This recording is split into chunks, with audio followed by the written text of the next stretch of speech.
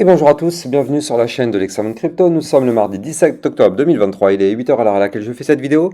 On va faire un point bien sûr sur la situation du Bitcoin, on va regarder quelques cryptos du top 100. Allez, on démarre avec cette vidéo. On a des contre-performances du côté du Loom. Il avait tellement performé ces derniers temps qu'au bout d'un moment il y a un retracement, c'est tout à fait logique. Le Solana qui pump un petit peu, ça fait plaisir.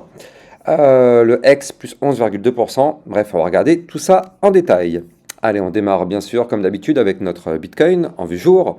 Bien sûr, je rappelle à tout le monde que tout ce que je vais dire dans cette vidéo ne sont en aucun cas à prendre pour des conseils financiers. Alors, au niveau du Bitcoin, qu'est-ce qui se passe? Eh bien, nous sommes dans un canal ascendant qu'on a failli breaker hier. Je rappelle que hier, il y a eu une fake news.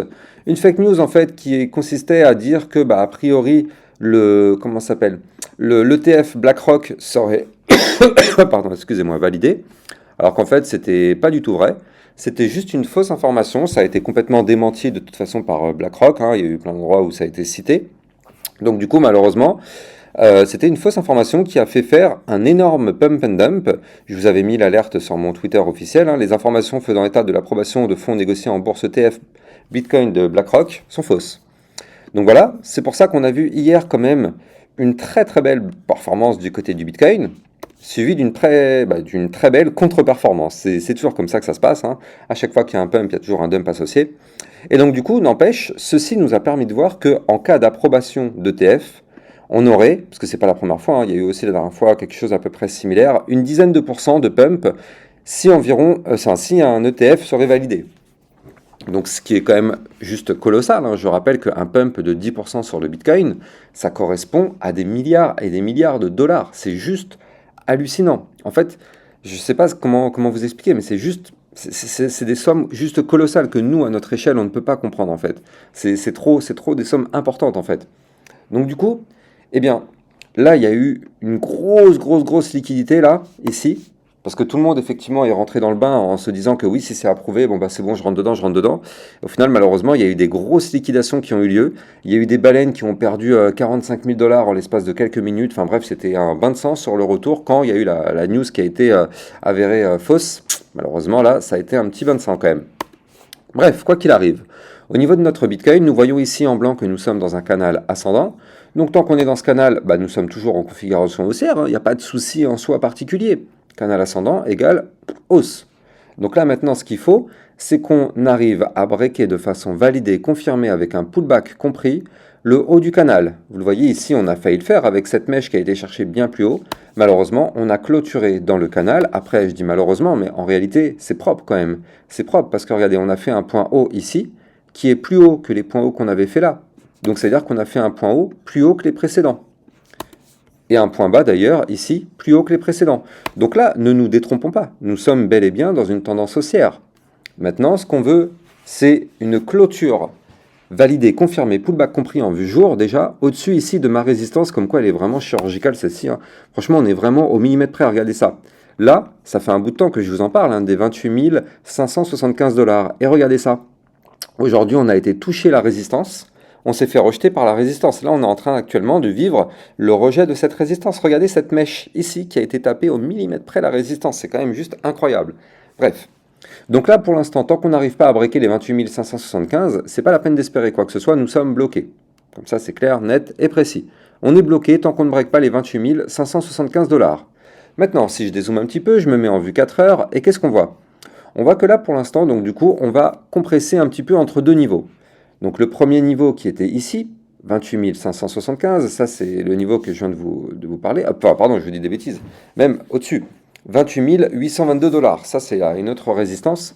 Donc on est compressé entre les 28 822 en vue 4 heures et ici les 28 055. Donc là, il est possible que notre Bitcoin fasse du yo-yo un petit peu entre ces deux bornes. Donc là, il y a une zone de résistance et une zone de support. Tant qu'on ne break pas l'un ou l'autre, le Bitcoin va galérer entre ces deux niveaux. Maintenant, ce qui est quand même très propre techniquement, c'est que là, vous le voyez, on avait des bandes de Bollinger très resserrées. Donc ça, c'était annonciateur d'un mouvement important. Et effectivement, on l'a eu, notre mouvement important. On l'a eu. De toute façon, bon, il n'y a pas de surprise. On s'en doutait un petit peu. Enfin, il n'y a pas... Franchement, on l'avait vu venir. Regardez. Moi, c'était ma vidéo du 15 octobre 2023. J'avais dit comme titre, ce mouvement arrive dans 72 heures. Donc si vous regardez la vidéo que j'avais faite le 15 octobre, effectivement, On avait anticipé un petit peu tout ça, hein. On avait anticipé qu'il y avait un mouvement qui était en préparation, qui était quand même assez impulsif. Et au final, on l'a eu. C'était pas 72 heures après, mais au final, ça a été le lendemain, hein. Ça a été le 16 octobre. Mais bon, c'est pas grave, on s'en fout. Le but, c'est que voilà, le but, c'est juste que on était prêt, on avait anticipé le mouvement. Bref, quoi qu'il en soit, tant qu'on est au-dessus du support des 28 055, entre guillemets, tout va bien. Maintenant, si on arrive à rebondir dessus, on reviendra chercher les 28 575. Si on break les 28 575, on ira chercher les 28 822, voire même les 29 248. Voilà, ça ce sont les prochaines résistances à aller taper en cas de rebond. Maintenant, là vous le voyez parfaitement, on a quand même eu un très joli pump. Donc maintenant, qu'est-ce qu'il faut faire? Eh bien, il faut suivre le retracement. Parce qu'au bout d'un moment, on n'est pas naïf quand même. On n'est pas naïf, ça ne va pas pump to the moon comme ça sans s'arrêter. Donc au bout d'un moment, il va y avoir forcément du retracement. Et donc, en cas de retracement, il y a des niveaux clés intéressants. Donc, en termes de niveaux clés, on va tomber ici au 0,618, c'est-à-dire les 27 862. Niveau Fibonacci assez important, voire même 27 279. Voilà, donc ça, ce sont des niveaux sur lesquels on peut continuer de chuter en cas de poursuite de retracement. Je rappelle que là, en dessous, on va avoir des supports clés, notamment ici, le bas de l'ancien range, au 27 825, puis ici les 27 615 et les 27 430. Nous sommes repassés au-dessus du ruban de moyenne mobile, donc pour l'instant, tant qu'on est au-dessus de ce ruban, c'est parfait. Juste parfait. En vue jour, d'ailleurs, j'ai pas vu, mais est-ce qu'on est repassé aussi au-dessus? Yes, en vue jour, on est aussi repassé au-dessus du ruban. Donc là, c'est parfait. Franchement, pour l'instant, la configuration est quand même très très belle. Tant qu'on est dans cette configuration, franchement, on est bien, on se porte bien. Maintenant, si on repère petit à petit les niveaux clés de support que je vous ai donnés, il faudra faire attention, parce que ouais, c'est pas forcément gagné d'avance, hein. Voilà, on est dans un marché financier, donc forcément, on ne peut pas se dire c'est bon, c'est assuré, on part en bull run. Non, non, non. Là, on n'y est pas encore de toute façon. N'oublions pas que pour moi, hein, pour partir en bull run, il va falloir qu'on pète des niveaux clés. Et ces niveaux clés-là, ils sont ici. Hein, ça sert à rien de tortiller.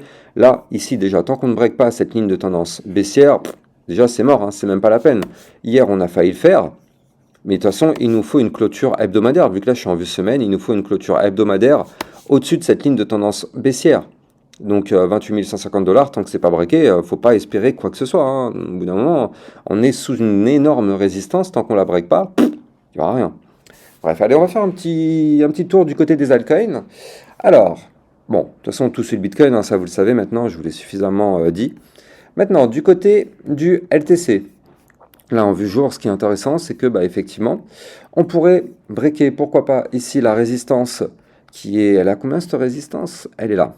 Elle est au 65,29, c'est le niveau clé à breaker. Par contre, maintenant, ce qu'on veut, c'est en vue jour, breaker la résistance du haut du range des 68,34. Le Solana, c'est plutôt propre, hein. Regardez ça. On forme une énorme tasse séance en vue jour. Donc là, vous la voyez, on a la tasse, la anse, figure chartiste de retournement haussière. Pour valider tout ça, il nous faut une clôture jour, validée, confirmée, pullback compris, au-dessus. Alors, elle est où cette résistance? Elle est ici. Elle est là. Ouais, elle est là. Validé, confirmé, pullback compris au-dessus des 24,036. Ça, c'est la résistance qu'il faut breaker pour valider cette tasse séance. Donc, c'est quand même pas déconnant, hein. C'est une tasse séance quand même à plus 35%. Donc, si ça se valide, ça pourrait être vraiment très, très, très intéressant. En plus, techniquement parlant, c'est propre, regardez ça. On avait fait la tasse. Ici, on a été rebondir sur une zone de support. Tac, grosse zone de support, les 21 798. On a trouvé le rebond, on forme la petite anse.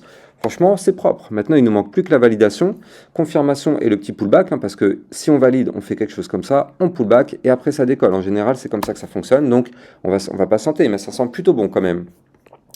Le Shiba Inu, je vous ai fait une vidéo hier midi, donc allez la regarder. Hein, je ne vais pas rentrer dans le détail, ça n'a pas trop changé depuis hier midi, donc allez la regarder. Polygon Matic, on est dans un range en vue jour, il faut qu'on break les 0,5586 maintenant. L'Ethereum, lui, on est sous résistance. 1636 $, c'est la grosse résistance à breaker. Je rappelle que les likes et les commentaires sont très fortement appréciés. Bien sûr, c'est grâce à ça que ma chaîne YouTube peut continuer d'évoluer. Je rappelle que du coup, moi, je suis avec vous tous les jours au quotidien pour vous essayer de vous donner les meilleurs niveaux. Tout ce qu'il faut savoir en mode condensé, vous avez toutes les informations et surtout au millimètre près de façon extrêmement chirurgicale. Donc tout ça, je pense que ça mérite un maximum de likes les amis et juste des commentaires. C'est un simple merci, ça vous chante, n'hésitez pas à le faire, c'est largement suffisant. Donc l'Ethereum, comme je vous le disais, il faut absolument breaker les 1636 $, c'est la prochaine résistance. Si on break ça, on pourrait aller chercher les 1724 $, voire même pourquoi pas des points plus hauts. BNB en vue jour, nous sommes toujours dans une grosse zone de compression dans ce range. Il faudrait qu'en vue jour, on arrive à breaker ici les 221,5. On n'y est pas encore, maintenant il faut patienter. Chainlink, potentiellement on est en train de former ici un très joli bull flag, hein. Regardez, on a le pump, retracement ici sous forme de canal. En général, ce type de pattern a plus tendance à breaker par le haut pour valider poursuivre le mouvement entrant. Donc là, au niveau du Chainlink, on va suivre ça quand même de très très près, mais ça pourrait être très intéressant. Quoi qu'il en soit, il faudrait à minima breaker ici les 7,671 pour effectivement se relancer. Atom Cosmos qui est en train de former une sorte... ouais, je pense qu'en fait, on est sur un biseau descendant, en fait. Bon, je le dessine un petit peu à l'arrache, juste pour vous montrer qu'il est là. C'est quelque chose un peu comme ceci. Bon, non, je le dessinerai mieux pour la prochaine vidéo, ne vous inquiétez pas. Mais bon, bref, on est dans un biseau descendant. Donc, effectivement, ce type de pattern, en général, a plus tendance à breaker par le haut. Mais quoi qu'il arrive, de toute façon, tant qu'on ne break pas ce gros trait bleu qui descend, donc cette ligne de tendance baissière, et là, aujourd'hui, elle va être ici, cette ligne, 7,145, malheureusement, on est bloqué. C'est une grosse ligne de tendance baissière, donc il faut absolument la breaker. Et on termine sur le XRP. Le XRP qui est en bas de range, donc ça c'est intéressant. Je rappelle que pour trader toute cette volatilité, vous pouvez utiliser mon lien de parrainage Binance que vous allez trouver en description de vidéo qui vous permet d'obtenir un bonus de 10% sur vos frais de transaction et un bonus d'inscription de 60 $. Donc n'hésitez pas à taper dedans. Ça, c'est jusqu'à la fin du mois. Alors, XRP qui pour l'instant est sur le bas de range, à ne pas breaker 0,4864. Si on break ce niveau, vous l'avez compris, ça pourrait être un peu mauvais signe pour aller tomber minimum à 0,4696. 96. Par contre, vu qu'on est en bas de range, on peut très bien remonter sur ce bas du range pour aller chercher le haut du range en passant par une résistance à 0,5056 puis 0,5326. On verra ça dans les prochains jours.